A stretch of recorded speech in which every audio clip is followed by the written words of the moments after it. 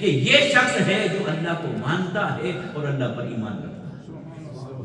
تو لہٰذا اللہ پر ایمان لانے کا جو سب سے پہلا تقاضا ہے کہ ہم اس کی فرما برداری کریں، اس کی اطاعت و فرما برداری کریں۔ اس کے بغیر ایمان کامل نہیں ہوتا،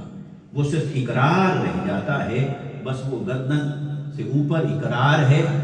نیچے تصدیق ہے۔ تو اگر یہاں سے اوپر رہے تو اقرار تو ہے، اس کو آپ کہہ کچھ نہیں سکتے، وہ مومن کہیں گے اقرار ہے، لیکن اگر یہاں سے نیچے من میں نہیں اترا، وہ روح میں نہیں اترا، تو اس کی برکتیں نصیب نہیں ہوتی، پھر اس کی لذت نصیب نہیں ہوتی، پھر اس کی حلاوت نصیب نہیں ہوتی۔ اور بندہ مومن کی شان یہ ہے کہ وہ جب زبان سے کہتا ہے اللہ، تو اس کے کردار میں بڑی خوشبو آتی ہے، اس کی روح کے اندر، من کے اندر سے آواز نکلتی ہے، تو اس کی زندگی بدل جایا کرتی ہے۔ اس لیے سب سے پہلا تقاضا یہ ہے۔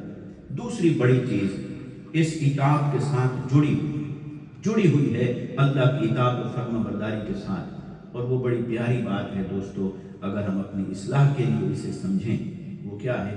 اللہ کا حیا کرنا۔ ہم والدین کا حیا کرتے ہیں،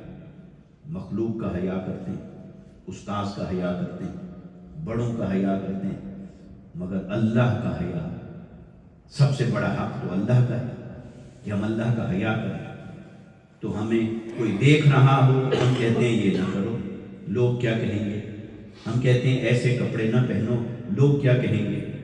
ایسے نہ چلو پھرو، لوگ کیا کہیں گے؟ ایسی بات نہ کرو، لوگ کیا کہیں گے؟ اب یہ جو ایک تصور ہے نا کہ لوگ کیا کہیں گے، اس کا ایک پازیٹو پہلو ہے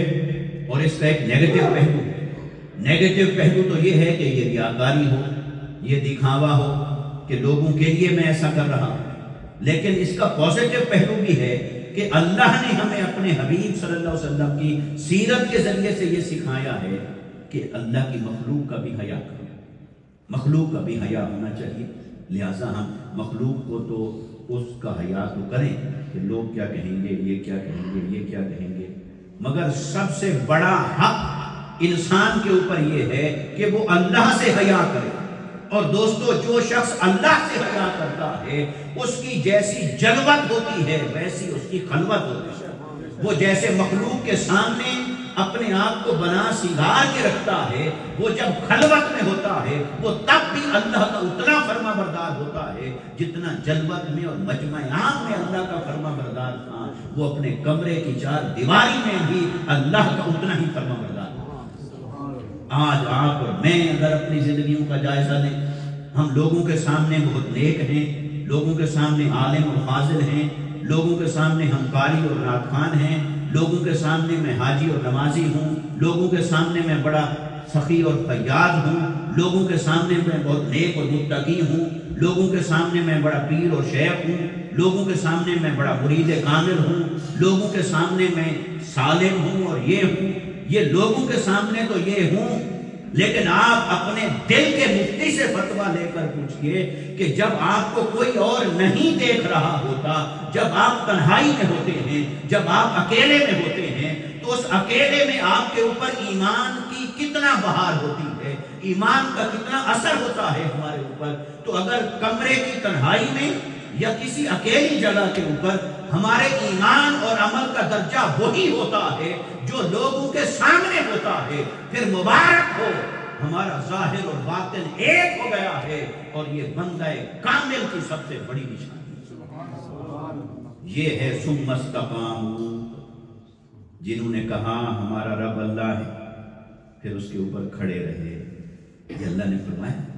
تو یہ کھڑے رہے، استقامت، ڈٹ کے کھڑے رہے، جم کے کھڑے رہے۔ اس کے اندر یہ چیز بھی، یہ بھی اس کے تقاضے کے اندر شامل ہے کہ جنہوں نے زبان سے کہا ہمارا رب اللہ ہے، لوگوں کے سامنے کہا ہمارا رب اللہ ہے، مجمع عام میں، مسجد میں اعلان اور اقرار کیا میرا رب اللہ ہے، میں مومن ہوں، میں مسلمان ہوں، میں دین کو مانتا ہوں، میں قرآن کو مانتا ہوں، میں سنت نبوی کو مانتا ہوں، میں آقا علیہ السلام کی تعلیمات کو مانتا ہوں، یہ ہم نے اقرار کر لیا، لوگوں کے سامنے بھی کہہ دیا،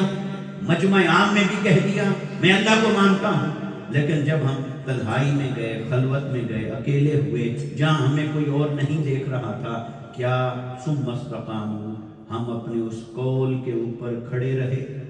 کیا اپنے اس قول کے اوپر ڈٹ کے کھڑے تھے؟ کیا اپنے اس قول کے اوپر پورے اترتے تھے؟ ہاں، اگر تو ہم اپنی خلوت میں بھی اپنے اس قول کے اوپر پورے اترتے تھے